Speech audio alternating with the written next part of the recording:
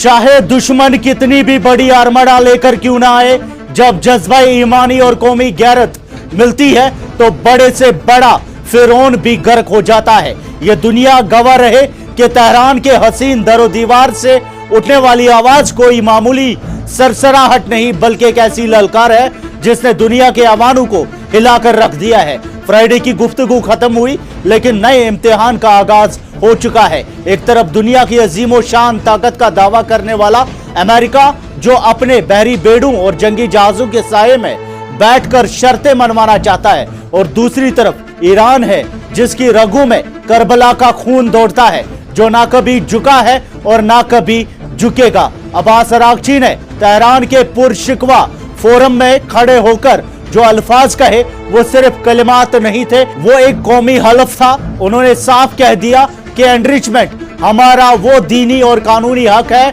जिस पर कोई समझौता नहीं हो सकता। ये सिर्फ यूरेनियम की बात नहीं, ये ईरान की आन बान और शान का मसला है। जब दुश्मन आपको डराए, जब वो आपकी सरहदों के करीब अपने जंगी जिनात खड़े कर दे तो बुज़दिल डर जाया करते हैं। मगर ईरान ने तो दुश्मन की आंखों में आंखें डालकर कहा कि तुम्हारे ये सेंटकॉम कमांडर हमारे लिए कोई हैसियत नहीं रखता, उसका वजूद हमारे लिए एक तिनका बराबर भी नहीं।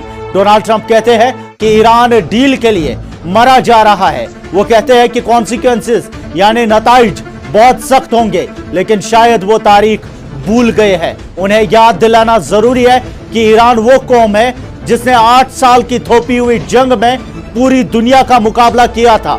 अरागची ने कहा, हम वो लोग हैं जो डिप्लोमेसी पर भी यकीन रखते हैं और जंग पर भी। अगर तुम दोस्ती का हाथ बढ़ाओगे तो हम इज्जत से मिलाएंगे, लेकिन अगर तुमने अपनी अब्राहम लिंकन और बिग आर्माडा के जरिए हमें दबाना चाहा तो याद रखना कि फजाओं में गूंजती हुई तकबीरें तुम्हारे तकब्बुर को राख कर देंगी। अमेरिका के स्टीव विटॉफ और जेरेड कुशनेर शायद समंदर की लहरों पर बैठकर ख्वाब देख रहे हो, मगर जमीन पर हकीकत कुछ और है। ईरान का हर बच्चा, हर जवान और हर बुजुर्ग इस बात पर मुतफिक है कि हमारी न्यूक्लियर पावर हमारी आजादी की जामिन है। हम बॉम्ब नहीं बना रहे, हम वो ताकत इकट्ठी कर रहे हैं जो दुनिया की सुपर पावर्स को नो कहने की हिम्मत देती है। वॉशिंगटन में बैठे मार्को रूबियो और उनके साथी बैलिस्टिक मिसाइल्स और प्रॉक्सी ग्रुप्स की बातें करते हैं। वो चाहते हैं कि ईरान अपने हाथ पांव बांधकर उनके सामने खड़ा हो जाए, मगर उन्हें मालूम होना चाहिए कि ईरान की ताकत उसके अवाम और उसके नजरिए में है। एनरिचमेंट 60%, ये तो सिर्फ शुरुआत है। सैंक्शंस उन्होंने हमें मजबूत बनाया है। मिलिट्री थ्रेट्स ये हमारे अज़म को जिला बख्शती है। हम किसी से भीख नहीं मांग रहे। अरागची ने दुनिया को बताया कि हक मांगा नहीं जाता, हक तो हक होता है। हमें किसी की रिकॉग्निशन की जरूरत नहीं। हमारा यूरेनियम को साफ करना हमारा फितरी हक है और इस पर कोई भी बाहर का मुल्क हमें डिक्टेशन नहीं दे सकता। ये फॉरेन डोमिनेशन यानी गैर मुल्की तसल्लुत के खिलाफ एक ऐसी जंग है जिसमें जीत सिर्फ और सिर्फ हक परस्तों की होगी। ओमान की सरजमीन पर होने वाली गुफ्तगू अब एक नए मोड़ पर खड़ी है। ईरान ने वाज़ेह कर दिया है कि नेगोशिएशंस सिर्फ तभी कामयाब होंगे जब ईरानी अवाम के हुकूक को तस्लीम किया जाएगा। हम अनकंडीशनल सरेंडर के अल्फाज सुनने के आदी नहीं है। हमने तो दुश्मन को 12 दिन में सीज फायर मांगने पर मजबूर कर दिया था।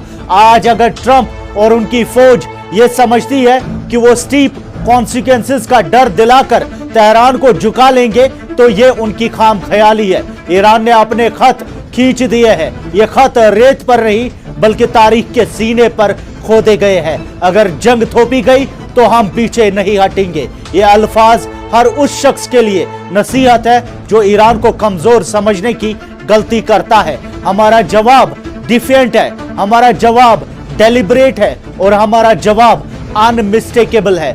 दुनिया देख ले, ईरान खड़ा है, ईरान लड़ेगा और ईरान कभी सरेंडर नहीं करेगा। हक की ये शमा जो तेहरान में जली है वो पूरी दुनिया के मजलूमों के लिए उम्मीद की किरण है। चाहे दुश्मन कितनी ही बड़ी आर्मडा लेकर क्यों ना आए, जब जज्बा ईमानी और कौमी गैरत मिलती है तो बड़े से बड़ा फिरौन भी गर्क हो जाता है। ईरान कहता है कि हम तैयार हैं, डिप्लोमेसी के लिए भी और उस मैदान के लिए भी जहां हथियार फैसला करते हैं। कमेंट्स में हमने अपने YouTube चैनल का लिंक दिया हुआ है, आप सबसे गुजारिश रहेगी उसे सब्सक्राइब करें।